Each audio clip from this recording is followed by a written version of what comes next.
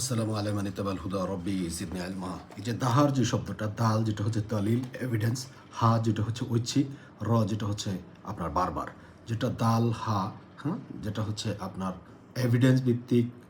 যেটা হচ্ছে দলিল, হা যেটা হচ্ছে ইচ্ছা আকাঙ্ক্ষা, যেটা কামনা বাসনা, র যেটা হচ্ছে বারবার, হা এবং র যেটা হচ্ছে হার হুর, হ্যাঁ। আর দাহর যেটা আপনার সুরা দাহর নামে একটা সুরাই আছে, যেটা হচ্ছে আপনার ৭৬ নম্বর সুরা, যেটা হচ্ছে হাল আতা আলাল ইনসানি হিনুম মিনা দাহরি, দাল হা র,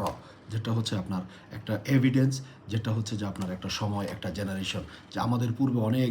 জেনারেশন চলে গেছে যখন আমরা কিছুই ছিলাম না, আবার আমরাও চলে যাব, এমন জেনারেশন আসবে যখন আমাদের আসলে উল্লেখ করার মতো কোনো কিছুই নাই, যেটা বলে যে খাওয়া দাওয়া ফুর্তি করো। ঠিক আছে, তাহলে এটা একটু দেখি ৪৫ নম্বর সুরার যে ২৪ নম্বর আয়াত। এবং তারা বলে এটি কেবল আমাদের দুনিয়ার জীবন, আমরা মরি বাঁচি এবং সব সময়ই আমাদেরকে ধ্বংস করে, মানে সময়ই আমাদেরকে ধ্বংস করে, অথচ এই ব্যাপারে তাদের কাছে কোনো জ্ঞান নাই।